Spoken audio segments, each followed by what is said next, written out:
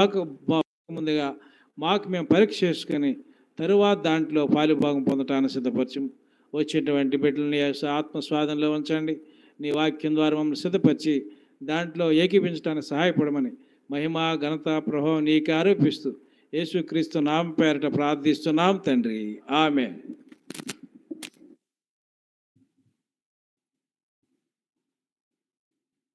మనం ప్రభు శక్తి వెళ్ళక ముందుగా 1 కొరింథీ 11 అధ్యాయం 1 కొరింథీ 11 అధ్యాయం 26, 27, 28 అందరం కలిసి చదువుకుంటాం. 1 కొరింథీ 11 అధ్యాయం 26, 27, 28 వచనములు అందరం కలిసి చదువుకుంటాం. మీరు రొట్టెని తిని పాత్రలను త్రాగినప్పుడల్లా ప్రభు వచ్చే వరకు ఆయన మరణం ప్రచురించుదురు. కాబట్టి ఆవిడ అయోగ్యముగా ప్రభు యొక్క రొట్టెని తిన్నో లేక ఆయన పాత్రలను త్రాగను వాడు ప్రభు యొక్క శరీరం గురించి రక్తంను గురించి అపరాధిగను. కాబట్టి ప్రతి మనుషుడు తను తాను పరీక్షించుకునేవాడు అలాగ చేసి రాస్తాడు. 28వ వచనంలో అంటాడు, కాబట్టి ప్రతి మనుషుడు లేక ప్రతి విశ్వాసి తన్ను తాను పరీక్షించుకునేవాలను. ఎవరెవరు పరీక్షించుకోవాలంట? తన్ను తానంటే తనకు తానే. నీ మనస్సాక్షి మన మనస్సాక్షి చెప్తూ ఉంటుంది, నువ్వు ఈ తప్పు చేసావు తెలవదా, దాంట్లో ఇష్టానుసారం ఎక్కిపోతే అంటుంది. కాబట్టి పౌలు ఏమంటాడంటే ప్రతి మనుషుడు తన్ను తాను పరీక్షించుకునేవాళ్ళను. మన పాపాలు ఎవరికైనా దాయొచ్చు కానీ దేవుడికి మాత్రం దాగవు కదా. ఎందుకు తిప్పలన్నీ అలా చూసేటప్పటికి 90వ కీర్తన అంటాడు చూడండి. 90వ కీర్తనలో నీ ముఖ కాంతిలో మా రహస్య పాపాలు కనబడచ్చు. 90వ కీర్తనలో భక్తుడు ఏమంటాడంటే, దేవా నేను ఎక్కడ తప్పించుకుంటాను, అందరం కలిసి చదువుకుంటా. 8వ వచనం, మా దోషములు నీవు ఎదుట ఉంచుకొని ఉన్నావు, నీ ముఖ కాంతిలో మా రహస్య పాపంలో కనబడుచుంది. ఏ కాంతి అంటుంది? ఏ కాంతి?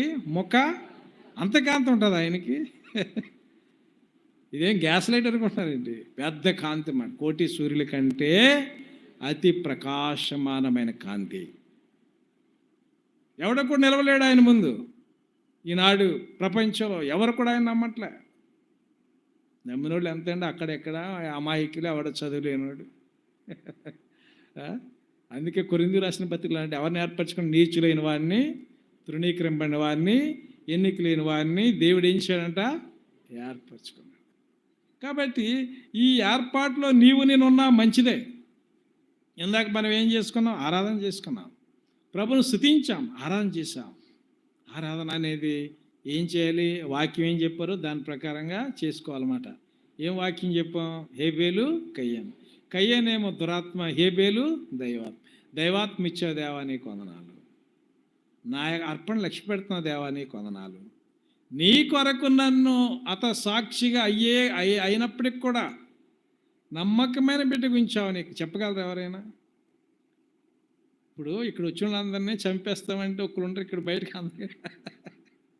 ఆరాధన అంటే అది. ఆరాధన అంటే ప్రభు అంత గొప్ప దేవుడు, ఎంత గొప్ప దేవుడు అంటే కాదు. పగడల ప్రవీణ్ గారు కొట్టుకుంటారని ఇచ్చేసాడు, అది ఆరాధన. That is the real worship. ఆడు వస్తున్నాడు, ఎవడాడు? అవ్వని మోసం చేశాడు, ఆదావని మోసం చేశాడు కదా. ఆడు సముద్రంలో దాక్కున్నాడో మొన్న తల ఇలాగ అన్నాడంట. ఇలాగ అంటుంటే చేపలన్నీ తాబేలు బయటకు వచ్చేసి. ఆడ ముందు తట్టుకోగలం మనం? తట్టుకోలేం. కాబట్టి ఆరాధన అనేది నీవు సాక్షిగా చేయబడే వరకు చేసేది ఆరాధన. హేబేలు చేసి చూపించాడు మొదటి యొక్క సాక్షతని. ఆరాధన అనేది దేవుని కొరకు పౌరుషంతో కూడినటువంటి మరి ఆ యొక్క అర్పణ అక్కడ అర్పించేది ఆరాధన. చూడండి, అబ్రహాము కుమారుడు ఇస్సాకు ఏం చేశాడు? ఆయన బంధించి ఆ బలిపీఠ మీద పెట్టినప్పుడు, డాడీ ఎందుకు ఇక్కడ బంధిస్తున్నావు, నేను ఉండను అనలేదు ఆయన. ఏం చేయాడు? అలాగే మౌనుకున్నాడంట. కాళ్ళు చేతులు కట్టినా మాట్లాడలే, కత్తిలా పట్టుకున్నాడు మాట్లాడలే, ఇంక మీద పడితే మాట్లాడతలే. దేవుడు చూశాడు, ఏంటి అబ్రహాం ఆపే అక్కడ ఆపేశాడు అంతే. అది ఆరాధన అంటే. బలిపీఠం వెక్కి ప్రాణం ఇచ్చేది ఆరాధన. అందుకే అంటాడు, అంతం వరకు సహించిన వాడెవడో వాడే రక్షించు. ఆరాధన పవర్ఫుల్గా ఉండాలి. ఎందుకంటే వచ్చే కాలంలో అందరినీ చంపుతారంట. ఎవడు బైబిల్ పట్టుకునేవారు వస్తుంది. సైతాన్ గట్ట సమయం లేదు, అయిపోతుంది. ఎందుకంటే వాడిని 7 సంవత్సరాలు ఆడికి టైం ఇస్తాడు. 7 ఏళ్ళ శ్రమల్లో పవర్ఫుల్ నిష్టమచ్చినట్టు చేసుకుంటాడు. అంత్యక్రీస్తు మాట. యాంటీ క్రైస్ట్ వస్తాడు, ముద్ర వేస్తాడు. అప్పుడు అన్నీ కూడా ఆయన ముద్రలు ఇప్పుతాడు. ఇక్కడ ముద్ర వేస్తాడు, అక్కడ ముద్రలు ఇప్పుతాడు ఆయన. భయంకర శ్రమలు. అంత అయిపోయాక వాడిని 1000 సంవత్సరాలు సీల్ చేస్తాడు. ఎక్కడ? పాతాళ లోకంలో. 1000 years జైలు. సాతానికి ఎన్ని సంవత్సరాలు జైలంట? 1000 years జైలు. ఎందుకు 1000 years జైలు? వాడికి 6000 సంవత్సరాలు ఇచ్చాడు. ఇప్పుడు సాతాన్ రాజ్యం ఎప్పుడు స్టార్ట్ అయింది? ఇశ్రాయేలు గారు 6000 అంటే ఆదాము కానించి 3వ అధ్యాయం కానించి స్టార్ట్ అయింది అటు పరిపాలన. ఆదాము నుంచి ఆనకు వరకు 1000 సంవత్సరాలు. ఆదాము నుంచి ఆనకు వరకు 1000 సంవత్సరాలు. ఆనోకి నుంచి అబ్రహాం వరకు 1000 సంవత్సరాలు. అబ్రహాం నుంచి దావీదు వరకు 1000 సంవత్సరాలు. దావీదు నుంచి యేసుప్రభు వరకు ఎన్ని సంవత్సరాలు అయినాయి? 4000 కదా. యేసుప్రభు వచ్చి ఇప్పటి వరకు ఎన్ని సంవత్సరాలు అయ్యాయి? 2020 అండ్ 6025 సంవత్సరాల టైం ఇచ్చాడు సైతానికి. నువ్వేది చేసుకుంటే చేసుకో, ఎవరిని మార్చుకుంటే మార్చుకో. అందరినీ మార్చేసాడు. అయితే నా కుమారుడు ఏంటంటే క్రీస్తు వారు వస్తాడు. 4000 సంవత్సరాల తర్వాత వచ్చి రక్తం కారుస్తాడు. ఆదాము అవ్వల చేసినటువంటి అప్పుడు వరకు పుట్టినటువంటి ఇక ముందు పుట్టబో వారికి వరకు కూడా చూసారా, ఆదాము నుంచి యేసుప్రభు వచ్చే వారికి పుట్టిన వాళ్ళ కొరకు, ఆ తర్వాత యేసుప్రభు చనిపోయిన తర్వాత పుట్టిన వాళ్ళ వారికి కొరకు కూడా ఆయన రక్తం సిందించాడు. అంటే until the second coming of the Lord, ప్రభు వచ్చే వరకు కూడా ఎవరైతే సిద్ధంగా వారందరినీ కూడా రక్షించడానికి, పరిశుద్ధాత్మ ఎత్తబడే వారు కూడా రక్షించడానికి సిద్ధపరచబడినటువంటి ఆరక్షణ ఇది. ఇప్పటివరకు ఆరాధన చేసుకుని నేను కూడా ఇప్పుడు శ్రేష్టమైన శరీర రక్తులు ఏకీపించాలి. అందుకే పౌలు ఏమంటాడంటే, కాబట్టి దాంట్లో ఏకీపించక ముందుగా కాబట్టి ప్రతి మనుషుడు తన్ను తాను పరీక్షించుకునేవాడు. ప్రభు వస్తున్నాడు. మరి ఎలాగ సిద్ధంగా ఉండాలి? ప్రభు వచ్చినప్పుడు మన యొక్క రక్షణను చాలా మరి జాగ్రత్తగా కాపాడుకుంటున్నారు. అందుకే అపోస్తుల కార్యంలో చూడక్కర్లేదు. కానీ ఆ 2:42 అంటాడు, అపోస్తుల బోధ ఎందును, సహవాసం అందును, రొట్టె విరుచుడు ఎందును, ప్రార్థన చేటి ఎందును అప్పుడప్పుడు ఉండుడి. రాసుకోండి మరి. అప్పుడప్పుడు అంటే మనకిష్టం వచ్చినప్పుడు ఆరాధనకు రావటం, మనకిష్టం వచ్చినప్పుడు దేవుడు. నువ్వు చచ్చిపోయాక ఎక్కడ ఉంటావు? పర్మనెంట్ ప్లేస్ ఎక్కడ అనుకుంటున్నావు? పర్మనెంట్ ప్లేస్ ఎక్కడ మోహన్? ఎక్కడ? హెవెన్, పరలోకం. ఇక్కడ ఉండే తక్కువ. మోష అంటే 70 లేక 80 బాబు. తర్వాత ఎక్కడుంటావు అని అడిగితే సైంటిస్ట్ని అడగండి, after your death where is your residence? అది చెప్పలేడు, నువ్వు చెప్పగలవు. అబ్రహాం చెప్తాడు, దేవుడు దేనికియు శిల్పియు నిర్మాణకుడై ఉన్నాడో స్థిర పునాదులు గల ఆ పట్టణము కొరకై Abraham waiting for that city. ఇంగ్లీష్లో waiting for that city. Abraham ఆ పట్టణం కొరకు ఎదురు చూచాడు. అందుకంటాడు చూడండి, ఇది ఎప్పటి వరకు చేయాలంటాడు చూడండి, 26 వచ్చిన ప్రభు వచ్చే వరకు అంటాడు అక్కడ. చూడండి 1 కొరింథీ 11:26, మీరు రొట్టెను తిని ఈ పాత్రలో త్రాగినప్పుడల్లా ప్రభు వచ్చే వరకు ఆయన మరణమును ప్రచురించుదురు. దేన్ని ప్రచురించాలంటే ఆయన ఎవరికైనా ప్రచురిస్తున్నావా? లేదా ఆదివారం రతనరాజు ఇస్తాడు రొట్టె తినేసి మళ్ళీ ఆదివారం మళ్ళీ తినేసి మళ్ళీ ఆయన చెప్పింది ఏంటి, చేసింది ఏంటి? ఏమంటున్నాడు మోహన్? ప్రభు వచ్చే వారికి ఏం చేయాలంటే ఆయన మరణాన్ని అంటే యేసుప్రభు చనిపోయాడు మీ కొరకు, ఇలా కొడతాడు. మళ్ళీ ఈ చెంప తిప్పాడు, యేసుప్రభు చనిపోయాడు నీ కొరకు. నేను విశాఖపట్నంలో స్వార్థ చెప్తుంటే, యూనివర్సిటీ చదువుకున్నప్పుడు స్వార్థకి వెళ్ళాము. చెప్తుంటే ఒకడు ఏం చేస్తున్నాడు తెలుసా, కత్తి పెట్టుకొచ్చి అతను చంపుతాడు అంటున్నాడు. నేనేమో ప్రయాసపడి భారం మోసుకున్న సమస్తమైన త్రాగుబోతూ రా దేవుని దగ్గరికి అని పిలుస్తున్నా. ఆడు తాగుతాడు, నాకు తెలియదు. నన్ను ఇలాగంటాడా, నేను పొడిచేదామని కత్తి పెట్టుకొస్తున్నాడు. ఆ ఇంట్లోనే కొందరు లేపడి దేవుడు, ఎక్కడికి వెళ్తావు మీరు చెప్పండి సార్ దేవుని వాక్యం అన్నాడు ఒకడు వచ్చి, కొందరు వచ్చి. ఆడేమో చంపేస్తాను. చూసారా శత్రువు ఎలా చేస్తుందో? మరణాన్ని ప్రచురిస్తే శత్రువుని నేను ఊరుకోదా, నేను చంపుతుంది. చంపినా కానీ అది హతసాక్షులు అంటే ఏమనుకో, ఒరిస్సాలో పాపం ఆయన పిల్లలు ఆయన్ని కార్లు వేసి తగలబెడితే ఏం చేసి చచ్చిపోయాడు, కాలిపోయాడు. ఇప్పుడు పరలోకంలో ఎలా ఉంటాడో, అబ్బా రాజా టీవీ అయింది. మనం ఉండేది తక్కువ, ఉండేది ఎక్కువ అక్కడ. ఆ ప్రదేశంలో నీవు ఉండాలంటే ఇక్కడ అలవాటు ట్రైనింగ్ మాట ఇది. Training period. ఇక్కడికి రాకపోతే అక్కడ ఏమంటారు తెలుసా? ఈ నా సన్నిధికి రాలేదు, ఇక్కడ ఎవడు రానిస్తాడు ఈయన్ని. ఏమంటారు? ఆయనకి తెలివి లేదండి, మనకే తెలివి కాదు. నా సన్నిధికి రండిరా, ఆదివారము సంఘ కూడికలకు, ఆ కూడికలకు, ఈ కూడికలకు, సువార్తకు నీకు సమయం దొరికినప్పుడు ఎక్కువ more time spend in the presence of God. దేవుని సన్నిధిలో టైం స్పెండ్ చేయండి అని చెప్తే ఆ కవర్లు ఆ కవర్లు చేసుకుని ఇక్కడికి వచ్చి ప్రభువా నాకు పరలోకంలో స్థానం ఇవ్వాలంటే ఇక్కడ ఇస్తారా అంటాడనమాట. కాబట్టి మనం ఎక్కడ ఎక్కువ టైం కూర్చుంటే, ఇక్కడ ఎక్కువ టైం దేవుని సన్నిధిలో స్పెండ్ చేస్తే అన్నీ చూస్తాడో, జ్ఞాపకార్థ గ్రంథం రాస్తాడో, అక్కడికి వచ్చేటప్పుడు నా కుమారుడు ఎంత మంచోడు, నా కుమార్తె ఎంత మంచిది, నా సన్నిధిలో ఎప్పుడు నా వాక్యమే చదివేది, ఎప్పుడు నా మందిరం అనేది, ఎప్పుడు నా పాటలే పాడేది, ఎప్పుడు నా ప్రార్థన చేసేది, నా ముద్దుల కుమారుడు దూతల ముందు చెప్తాడు దేవుడు. ఇక్కడ దుప్పటి కప్పుకుని హాయిగా పడుకుని నీకు ఇష్టం వచ్చినప్పుడు వచ్చి ఇష్టం వచ్చినప్పుడు వెళితే ఒరే సోమరుడు వస్తున్నాడు రా అంటారు, చూపెడతాడు నీకు. దూతలతో అంటాడు ఆడు సోమరుడు, వాడు ఎప్పుడు వచ్చాడు చూసావా? ఆ దేవుని సన్నిధికి వాడికి టైం లేదు, పద్ధతిలో ఇక్కడ పరలోకంలో మాత్రం ఇవ్వాలండి. వాడికి అయిట్రా ఆ మొక్కలకి నీళ్లు పోయారు, అక్కడికి నరకానికి మాత్రం పంపడం, నరకానికి మాత్రం మంచివాడు పాప నరకానికి పంపడం, ఆ మొక్కలకి నీళ్ళు అటెండర్ పోయి చేయించాడు. చేస్తావా? భక్సింగ్ గారికి 1000 ఏళ్ళ పరిపాలనలో ఏముంటుంది పదం? పెద్ద అధ్యక్షుడు, అమెరికా లాంటి అధ్యక్షుడు, లేకపోతే కొన్ని దేశాలకు అధినేత అయిపోతుంది. బిల్లీ గ్రహం గారు, భక్సింగ్ గారు ఇప్పుడు అధ్యక్షులు అయిపోయిన పెద్ద ఉద్యోగాలు వస్తాయి. మనకు కనీసం చిన్న ఉద్యోగాలు వస్తాయి కదా, కనీసం ఏదోటి అటెండర్ ఇచ్చిన చాలే వరకు. పరలోకం ఇస్తాడో చిన్న ఉద్యోగాలు ఇస్తాడు. కాబట్టి ఇది ఘనమైనటువంటి దేవుని సన్నిధిలో ఆయన శరీర రక్తం అంటే మామూలు శరీరం కాదది, మామూలు రక్తం కాదది. సృష్టికర్త, మరి జీవాధిపతి. చూసారా? సృష్టికర్త, జీవాధిపతి. ఈ శరీర రక్తాలు ఇప్పుడు వచ్చి అనుకుంటున్నారా? ఇప్పుడు వచ్చి ఆది కాండములోనే తీసుకొచ్చాడు. మెల్కీషెదెకు చూడండి, ఆది కాండము. ఈ శరీర రక్తాలు ఇప్పుడు వచ్చినాయి కాదు, ఎప్పుడో వచ్చేసాయి. యేసు ప్రభువారు మరి అప్పుడే వచ్చేసాడు, అబ్రహామును దర్శించాడు. ఆది కాండము 14వ అధ్యాయం. ఆది కాండము 14వ అధ్యాయము 18, 19 వచనంలో అందరం కలిసి చదువుకుంటాం. ఆది కాండము 14, 18, 19. మరియు షాలేము రాజు అయిన మెల్కీషెదెకు రొట్టెను ద్రాక్షారసము తీసుకుని వచ్చాను. అతడు సర్వోన్నతులకు దేవునికి యాజకుడు. అప్పుడు అతడు అబ్రహామును ఆశీర్వదించి, ఆకాశమునకు భూమికి సృష్టికర్తయు సర్వోన్నతుడైన దేవుని వలన అబ్రహామును ఆశీర్వదింపనుగాక అని నేను. చూసారా? ఆ రొట్టె ద్రాక్షారసం. అందుకే అనేక సంఘాల్లో రొట్టె ద్రాక్షారసం ఉండదు. కారణం ఏంటంటే వాళ్ళకే నెలకోసారి, 40 రోజులకోసారి ఆయన ఎప్పుడు గుర్తొస్తే అప్పుడు పెట్టమన్నాడు దేవుడు. అపోస్తుల కార్యం మనం చూస్తే ఆది అపోస్తులు ఆదివారమున రొట్టె విరిచినట్లు ఉన్నది, ప్రతి ఇంటింటికి రొట్టె విరిచినట్లు ఉన్నది. చూసారా?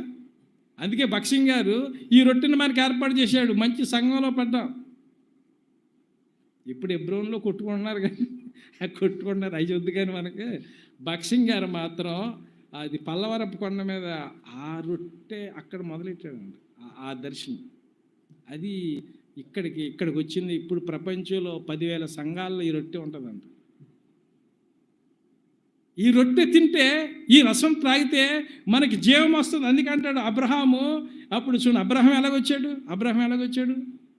ఎవరి కుమారుడు అబ్రహాం ఎవరి కుమారుడు? తెరాహుకి ఎంతమంది కుమారులు?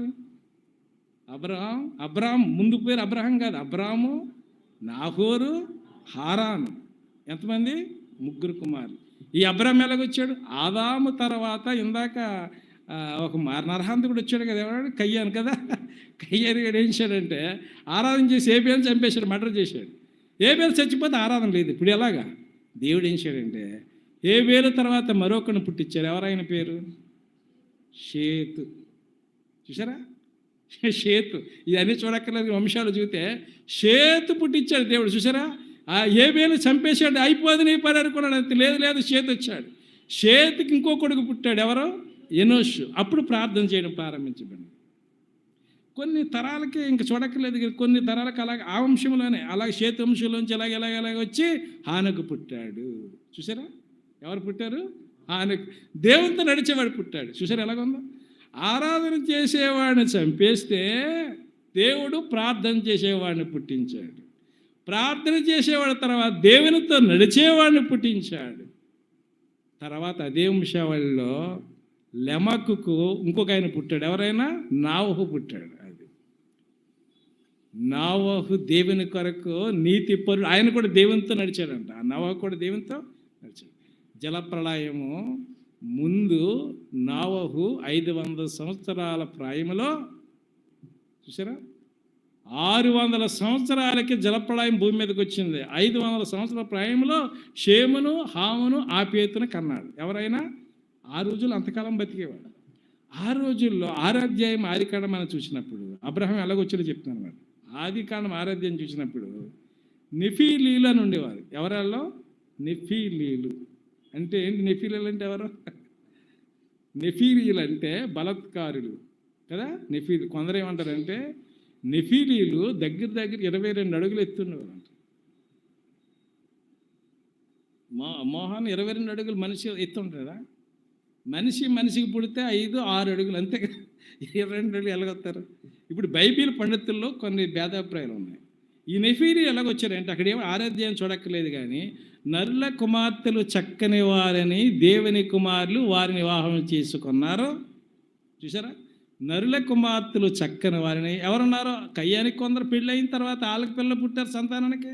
షేతు వంశావళి పిల్లలు పుట్టారు, వాళ్ళకి ఆడపిల్లలు పుట్టారు. వీళ్ళందరినీ కలిపి ఆ యొక్క పరలోకములోంచి పడిన దేవదూతలంట వాళ్ళకి నచ్చిన వాళ్ళని పెళ్లి చేసుకుంటారని ఒక వాదం. అది దేవదూతలకి మానవ శరీరాలు ఎక్కడని ఇంకొక వాదం. అది చూసారా? మానవ శరీరాలు దేవదూతలకు ఎందుకు వస్తాయి, పెళ్ళి ఎందుకు చేసుకుంటారు? కానీ దేవదూతలో ఈ నరుల కుమార్తెని పెళ్లి చేసుకుంటే నెఫీలీలు పుట్టారనే వాదం బలంగా ఉంది. ఇప్పుడు కయ్యన కుమార్తెని షేతు కుమారులు పెళ్లి చేసుకున్నారంటే వాళ్ళిద్దరికి మనుషులే పుడతారు కదా. ఆడుకోకుడు ఇప్పుడు చూడండి, మనకి ఈ పంచ పాండవులు ఇలా అంటారు చూసారా, వాళ్ళు ఎంతంతే బలంగా ఉంటారు. భీముడు అలా నెఫీలీలు అంటే. నెఫీలీలు అనేది అప్పటి నుంచి వచ్చినాడు వాళ్ళు. ఈ నెఫీలీలు ఇలా జరిగినప్పుడు దేవుడు ఏం చేశాడు? 6వ అధ్యాయంలో ఎంత భయంకరంగా జీవిస్తున్నారు కాబట్టి వీళ్ళని ఏం నాశనం చేయాలి, ఊడ్చేస్తానన్నాడు. అందుకే 7వ అధ్యాయంలో ఏం చేశాడు? జలప్రళయం 8వ అధ్యాయంలో భూమి మీదకే రప్పించాడనమాట. ఆ జలప్రళయం తర్వాత చూసారా, నెఫీలీలు అందరూ మరి ఆ మనుషులందరూ చనిపోయిన తర్వాత దేవుడు యనమండుగిరినే ఉంచాడు. వాళ్ళు ఆయనకి 3 కొడుకులు. ఎవరైనా? షేము, హాము, ఆపేతు. మరి దేవుడు అంతా తుడిచిపెట్టేశాడు. సైతాన్ పిల్లలందరూ వెళ్ళిపోయారని కూడా ఆడు తక్కువడు కాదు, తర్వాత కూడా నెఫీలీలు రప్పించాడు మళ్ళీ. చూసారా? సైతాను తక్కువవాడు. అందుకే అంటాడు చాలా జాగ్రత్తగా ఉండాలి. నువ్వు ఎప్పుడు బైబిల్ చదువుతున్న దగ్గరికి కొత్తగా జడుస్తాడు, ప్రార్థన చేస్తే జడుస్తాడు. అమ్మో ప్రార్థన చేసుకుంటుంది రోయ్, ఈయన వాక్యం చదువుతున్నాడు రోయ్, ఈయన దేవుని సభలో ఉన్నాడు రోయ్, వెళ్ళకూడదు అనుకుంటాడు. ఏ శ్వాసము సైతం ఆదాము కుమారుని ఎత్తుకుపోయాడు కయ్యాన్ని. చూసారా? కయ్యాను ఇద్దరు కూడా మరి దేవుని బిడ్డలే. ఆదామవలో తప్పు అయినా కానీ ఆ మొదటి కొడుకుని ఎత్తుకుపోయాడు. అంటే అంత పవర్ఫుల్ లూసిఫర్ చూడండి. అందరూ చచ్చిపోయి జలప్రళయం తర్వాత అందరూ పరిశుద్ధులు ఉంటారనుకున్నాడు దేవుడు. షేము, ఆము, ఆపేతికి ఆయన ఇంకొకరిని పట్టాడు. ఎవడాడు? హామును పట్టాడు. చూసారా? హామును పట్టాడు. షేము, ఆము, ఆపేతు హామును పట్టాడు. ఎందుకంటే ఈయన ద్రాక్షరసం సాగి మొత్తుడే ఉన్నాడంటే ఎవరో నోవహు. మొత్తుడే అంటే ఆ దిగంబరతను చూసి డిక్కులు ఉన్నాడంటాడు. ఆ వార్త ఆయనకు తెలిసింది. లేచాక శపించాడు. ఆ వెంటనే చనిపోయాడు. కానీ తర్వాత వాళ్ళ కొడుకు పుట్టాడు, కనా అనమాట. ఎవరో? ఆమెకి ఎంతమంది కొడుకులు? కనాను, కూసు, మిశ్రాయిం. చూడండి ఆదికాండం ఉంటుంది 10వ అధ్యాయం. ఆదికాండం 10వ అధ్యాయం. ఆమెకి 4 కుమారులు ఉంటారు. 10వ అధ్యాయం 6వ వచనం. అందరం కలిసి 10:6. హామ కుమారులు కూసు, మిశ్రాయిం, పూతు, కనాను అని వారు. చూసారా? కూసు, మిశ్రాయిము, పూత్, కనాను ఈ 4 కుమారులు. చూసారు? ఆము కుమారులు అన్నమాట. వీళ్ళని ఆయన శపించాడు, హాముని శపించాడు. అందుకే వీళ్ళు హాము కుమారులు ఎక్కడ పోయారంటే ఆఫ్రికా ఖండానికి పోయారు. ఏ ఖండానికి పోయారు వాళ్ళు? ఆఫ్రికా ఖండం ఏంటి? చీకటి సైతాన్. అందుకే నరమాంస భక్షకులు వాళ్ళే. ఎవరిని తింటారనుకుంటున్నారు వాళ్ళు? మనుషులే. ఇదే శాపం. హాము ఎవడో అన్యుడా? కాదు, దేవుని బిడ్డే. హాము దేవుని బిడ్డే, విశ్వాసికి పుట్టినోడే. సైతాన్ని ఎత్తికిపోయాడు. చిన్న అవధీత చూసారా? తండ్రిని చూసి నవ్వాడంటే. అందుకే చూశాడు చూడు, అపహాస్యం చేశానంటాడు చూడండి అక్కడ. 20 9:22 ఆదికాండము 9:22. అప్పుడు కనానుకు తండ్రి అయిన హాము తన తండ్రి వస్సీనుడైన చూచి బయట ఇద్దరు సహోదరుని ఆ సంగతి తెలిపాను. చూసారా? ఆ సంగతి ఏంటంటే వాడు ఏదో చేసుకున్నాడు అన్నమాట. వస్త్రం చూసి కొంచెం ఏదో హేళన ఏదో చేసి ఉంటాడు. అది ఆ సంగతి. అంటే అలా మరి అన్నలకు తెలిపినప్పుడు వాళ్ళు ఆ దిగంబరత్వాన్ని చూడకుండా కప్పేశారు, బ్రతికారు. చూసారా? చాయ్ బాబాయ్ దైవజనుడు మామూలు కాదు. మనం అసలు వెనకాల నిలబడి అలా బట్ట తీసుకెళ్ళి కప్పేశారంట. ఈడేం చేశాడంటే డేరుకి వెళ్ళిపోయి ఆయనతో పెట్టుకున్నాడు, శపించాడు. ఈ కనాను మరి ఆ యొక్క మిస్రాయిము, పూతు మరి వాళ్ళందరూ కూడా హాముకు పుట్టారు. వీళ్ళ నలుగురు కూడా శపించబడినారు. కూషుకి ఒకడు పుట్టాడు, నిమ్రోదు. చూడండి 8వ ఆదికాండం 10:8. కూషు నిమ్రోదును కనెను, ఆ భూమి మీద పరాక్రమశాలి ఇండుటకు ఆరంభించెను. చూశాడు? 9వ. అతడు యెహోవా ఎదుట పరాక్రమం గల వేటగాడు. ఎవరైనా? నిమ్రోదు. కొన్ని గ్రంథాలు, మన గ్రంథాలు బైబిల్లో లేదు కానీ కొన్ని గ్రంథాల్లో ఈ కూషు భార్యాన్ని లూసిఫర్ పెళ్లి చేసుకున్నాడు. ఆ నిమ్రోదు పుట్టాడంట. అందుకే ఆ యోధాపత్రిలో చూడండి, దేవదూతలు ఏం చేశారంట? పాపం చేసినప్పుడు ఎక్కడ బంధించాడు వాళ్ళని? బిలాములు అంటే లోన బంధించి ఉంచాడు. ఎలా జరుగుతుంది? ఈ యొక్క శాపగ్రస్తమైనటువంటి సంతానం మరి ఆ యొక్క హాము ఆఫ్రికా ఖండానికి పోయాడు, యాపేతు యూరోప్ ఖండానికి పోయాడు, షేతు ఆసియా ఖండానికి పోయాడు. చూసారా? వీళ్ళు భూమి మీద విస్తరించినప్పుడు మొదట ఎన్ని ఖండాలు ఉండి? 3 ఖండాలే ఉండి. ఎన్ని ఖండాలు? ఆసియా ఖండం, ఆఫ్రికా ఖండం, యూరప్ ఖండం. తర్వాత 7 ఖండాలు అయ్యి. ఇప్పుడు 7 ఖండాలు ఉన్నాయి మనకి. ఈ దాంట్లోంచే షేతులోంచే వచ్చాడు అబ్రహాం. ఆమెలోంచి కాదు, యాపేతులోంచి కాదు. ఈ యొక్క యాపేతులోంచి వీళ్ళు వచ్చారు. రష్యా, అమెరికా వచ్చి చూడండి. చీనీయులు కూడా వచ్చి ఈ ఆమెలోంచి సీనీయులు వచ్చారు. 15వ 10వ ఆదికాండం 15. సీనీయులు అంటే ఆ యొక్క చైనా వాళ్ళు. కనాను తన ప్రథమ కుమారుడు సీదోను, హేతును, యోబీసీలను, అమోరియలను, గిర్గాసీలను, హివీలను, అర్కీలను, సినీయులను. సినీయులు అంటే చైనీయులు. వీళ్ళు ఎక్కడి నుంచి వచ్చారు? కనాను కుమారులు అంటే హాము కుమారులు. శాపగ్రస్తమైంది. తర్వాత అమెరికా ఏళ్ళు ఎక్కడి నుంచి వచ్చారు చూడండి, యాపేతు కుమారులు. 10:2. 10:2. యాపేతు కుమారులు గోమెరు, మాగోగు, మాదాయి, యాదాను, తోబాలు, మెసేకు, తిరాస్ అనేవారు. అంటే గోగు మాగోగు ఆ రోజులు. ఇప్పుడు ఏం పేరు? దాని పేరు రష్యా. ఎవరి కుమారులు వీళ్ళు? యాపేతు కుమారులు. అమెరికా పేరు తొగర్మా. 3వ చూడండి, అమెరికా పేరు తొగర్మా. ఏళ్ళ కుమారులే. గోమేరు కుమారులు అస్కనాసు, దిఫాతు, తొగర్మా అని వారు. తొగర్మ అంటే అమెరికా. ఇప్పుడు వీళ్ళు కూడా ఎవరి కుమారులు? యాపేతు కుమారులు. యాపేతు, హాము, షేతు. చూసారా? షేము, హాము, ఆపేతు. ఈ షేములోంచి వచ్చాడు ఎవరైనా? అబ్రహాం. చూడండి ఆదికాండము 11. జలప్రళయం తర్వాత తెరాహుకి పుట్టినటువంటి ఈ ముగ్గురులో అబ్రహాం అక్కడు. 11:27. ఆదికాండము 11:27. తెరాహు వంశావళిది. తెరాహు అబ్రామును, నాహోరును, హారాను కరెను, హారాను లోతును కరెను. ఇది వంశావళి. అబ్రాము మరి ఇప్పుడు చూసారా? నాహు తర్వాత దేవుడు మాట్లాడేవాడే లేడు. దేవుడు హనోకుతో దేవుడు మాట్లాడాడు, నాహుతో దేవుడు మాట్లాడాడు. దేవుడు మాట్లాడాలంటే మరొక వ్యక్తిని ఎన్నుకోవాలి. ఆయనే అబ్రాము. చూసారా? 12వ దేవుడు మాట్లాడుతున్నారు. చూడండి 12వ 1 యెహోవా నీవు లేచి నీ దేశం నుండి, నీ బంధువుల నుండి, నీ తండ్రి ఇంటి నుండి బయలుదేరి నేను నీకు చూపించి దేశమునకు వెళ్ళు. చూసారా ఎలాగుందో? అక్కడక్కడ ఆ ఒక్కళ్ళలో నీ ఉండాలని ప్రభు కోరుతున్నాడు. అబ్రహాము మనం చూసినప్పుడు ఆ లోతు ఆ సొదొమ కుమారుకి వెళ్ళిపోయాడంట. వెళ్ళిపోతే అక్కడ యుద్ధం వచ్చింది. యుద్ధం వస్తే 5 రాజులు 4 రాజులకి 14 అధ్యాయం అని చూడక్కర్లేదు. కానీ షేనారు రాజు అని అమరపేలుకు చూడండి 14 అధ్యాయం మొదటి వచనం. షేనారు రాజు అని అమరపేలు, ఎలసార్ రాజు అయిన ఆర్యోకు, ఏలామ రాజు అయిన కదర్లో ఏమేరు, గొయ్యి రాజు అయిన తేదాలని వారి దినములలో ఆ 2వ వచనం, వారు సుధమ రాజు అయిన బేరాతోను, గొమెర రాజు అయిన బెర్గాతోను, ఆదారాజు అయిన షెనాబుతోను, సెబోయిల రాజు అయిన షెమేబేరుతోను, షేయారును బెలారాజుతోను యుద్ధము చేసిరి. చూసారా? అప్పుడు యుద్ధం సొదొమ గొమొర్రా పట్టణాల మీద యుద్ధం ప్రకటిస్తే ఆ సొదొమ గొమొర్రాలో ఎవరున్నారో లోతు ఉన్నాడు. లోతు భార్యలను పిల్లలను ఆస్తిని పట్టుకుపోతే అబ్రహాంకు తెలిస్తే అబ్రహాము వెళ్ళాడు. ఎంతమందిని వెంట పెట్టుకెళ్ళాడు చూడండి. ఆదికాండము 14 అధ్యాయం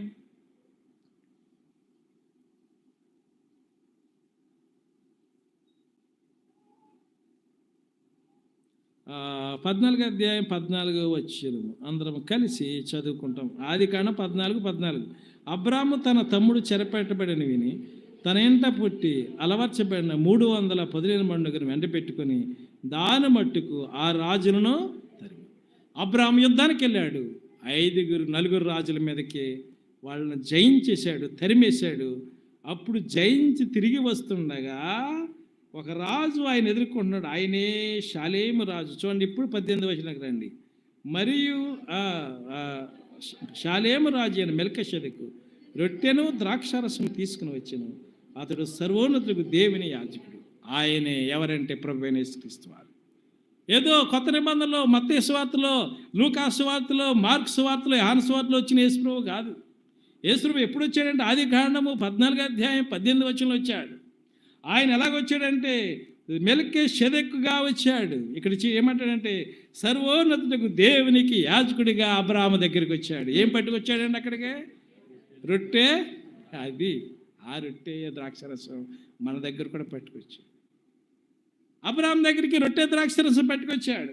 అబ్రాహాంకి ఇచ్చాడు. అబ్రాహాంకి ఇస్తే ఎప్పుడైతే రొట్టె ద్రాక్షరసము ఆయన తీసుకున్నాడో దేవుడు అబ్రాహామును ఆశీర్వదించినట్లుగా చూస్తున్నా. 19వ వచనం అదే అధ్యాయం. అప్పుడు అతడు అబ్రాహామును ఆశీర్వదించి ఆకాశమునకును భూమికిని సృష్టికర్తయు సర్వోన్నతుడైన దేవుని వలన అబ్రాహాము ఆశ్రయింపబడును గాక అని నేను చూసారా. ఎప్పుడైతే దేవుని సరెక్తులు ఏకీపిస్తామో ఆ రెట్టులు ఏకీపిస్తే ఏమొస్తుందంట? ఆశీర్వాదము వస్తుంది. అది అందుకంటాడు కుడి ప్రక్కన పెట్టి, నా తండ్రి చేత ఆశీర్వదింపబడిన వారిలారా మీ కొరకే సిద్ధపరచబడిన ఆ నిత్య రాజ్యంలోనికి వెళ్ళండి. ఎవరైతే శరీరక్తులు ఏకీపిస్తారో వాళ్ళకి ఆశీర్వాదం.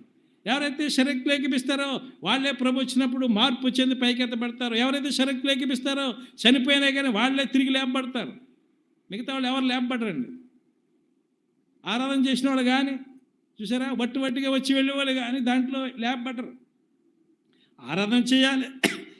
రెండో భాగము ఆయన శరీర రక్తాలను ఏకీపించాలి. అది ఎలాగ ఏకీపించాలో పౌలు అందుకే రాస్తాడు, జాగ్రత్త ఏకీపించడమ్మా.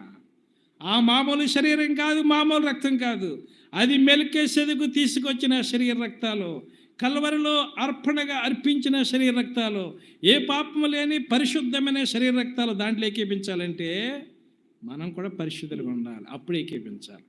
పరిశుద్ధంగా ఉన్నావా? తీర్మానం చేసుకో. పరిశుద్ధుడిగా ఉన్నావా? ప్రభువా, అందుకే దావీదు అంటాడు 139 కీర్తన చూడక్కర్లేదు కానీ, దేవా నన్ను పరిశోధించి తెలుసుకో, నీకు ఆయస్కరమైన మార్గము ఎందుందేమో చూడు, నిత్య మార్గము నన్ను నడిపించు. ఎందుకు మనం ప్రభు చే తిట్లని తినకూడదు. తిడతాడు అక్కడ.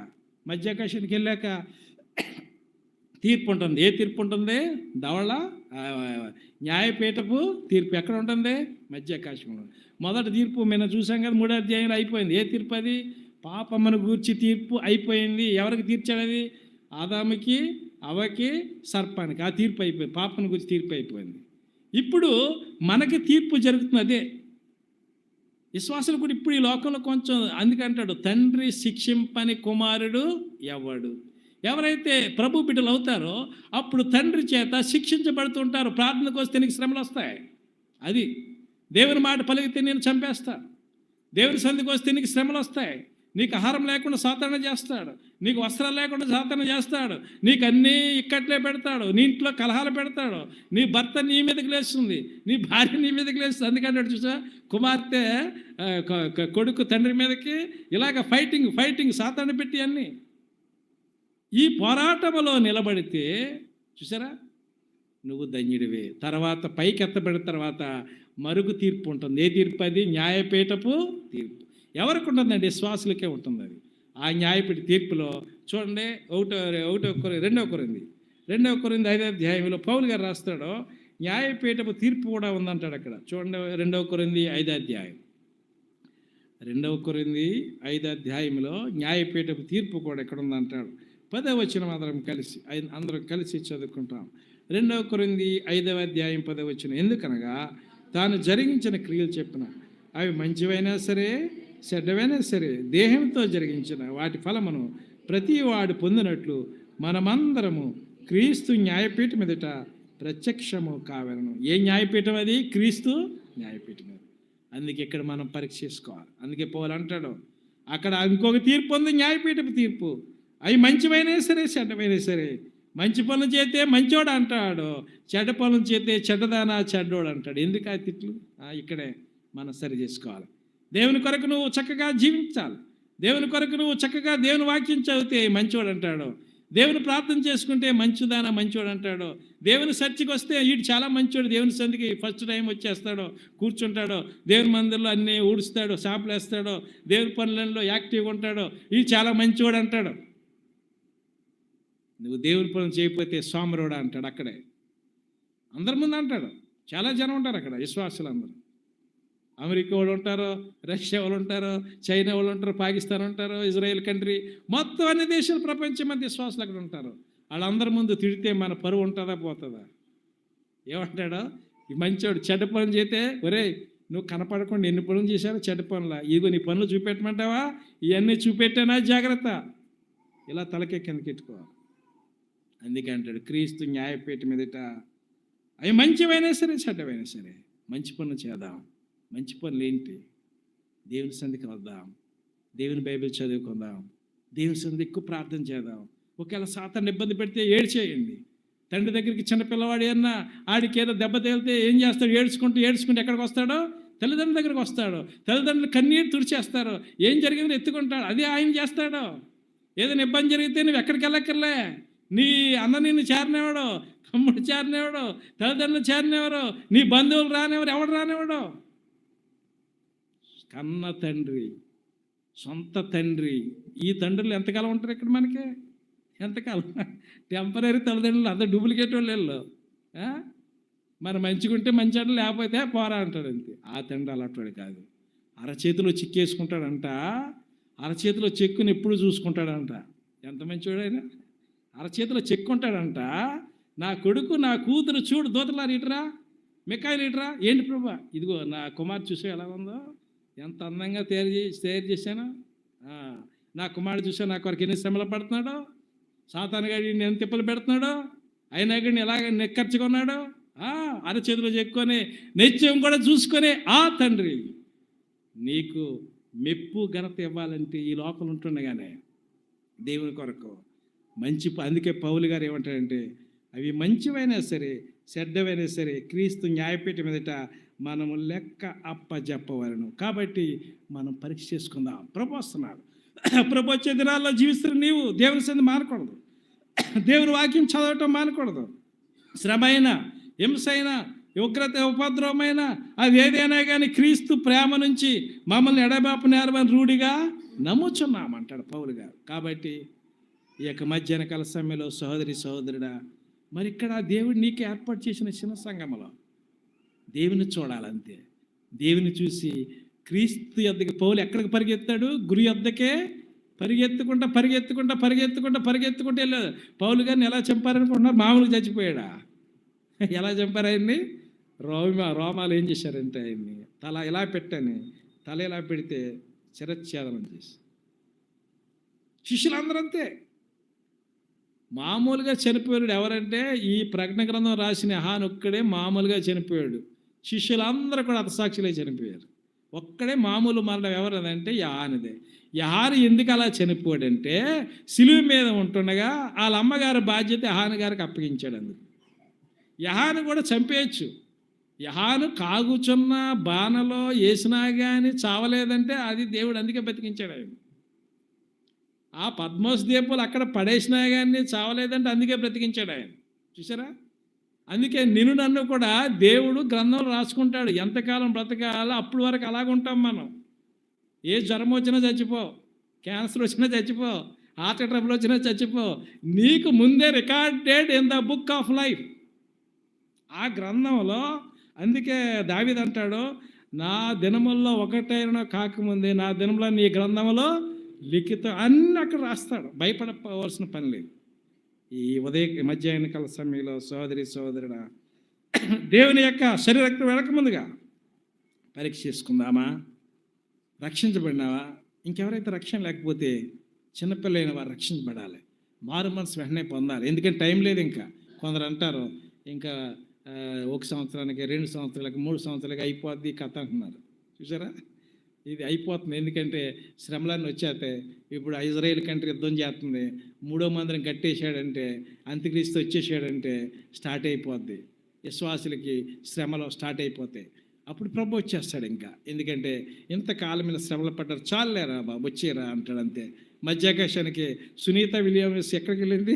స్పేస్లోకి వెళ్ళేది కాదు మనం వెళ్ళేది, ర్యాకెట్ల మీద కాదు మనం వెళ్ళేది. మేఘాలు వస్తాయంట, మేఘాల మీద కూర్చోబెడతాడంట, వెళ్ళిపోతాయంట. అంతే, వెళ్ళిపోతాయి. పెద్ద టీవీలో వస్తుంది. అక్కడి నుంచి చాలామంది క్రైస్తవులు పైకి వెళ్ళిపోయారంట. వాళ్ళు కనపడతలేదని నీడెక్కడ కనపడతాడు? హానోకు దేవునితో నడిచాను, దేవుడు అతను తీసుకుని పోయాను కాబట్టి అతను కనబడలేదు అనే వార్తలు వస్తాయి. కనబడరు. ఇంకా దేవుని సంఘం పరిశుద్ధాత్ముడు పైకెత్తబడతాడు. కాబట్టి ఈ కొద్ది సమయంలో నేను దేవుని సంఘాన్ని మానను, బైబిల్ చదువుకుంటాను.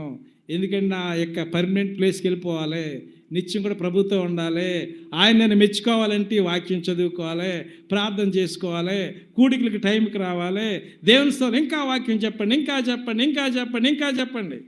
ఈ తీర్మానంతో నీవు ఉంటే ప్రభు వచ్చినప్పుడు బలా నమ్మకమైన మంచి దాసుడా, ఎంత నమ్మకం ఉన్నావయ్యా, ఇదిగో ఈ రాజ్యం నీ కొరకే, నువ్వు స్వతంత్రించుకో. ఈ మధ్యాహ్నకాల సమయంలో అలాంటి జాబితాలు ఉందామా?